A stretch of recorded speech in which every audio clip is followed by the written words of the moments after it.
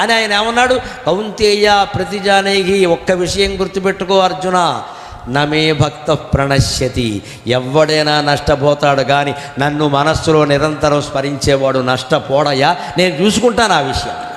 ఇప్పుడు మీ ఉద్యోగాలు, మీ వ్యాపారాలు, మీ సంసారాలు, మీ పిల్లల కాపురాలు అన్ని ఆరోగ్యాలు బాగుండాలంటే ఒకే ఒక మార్గం.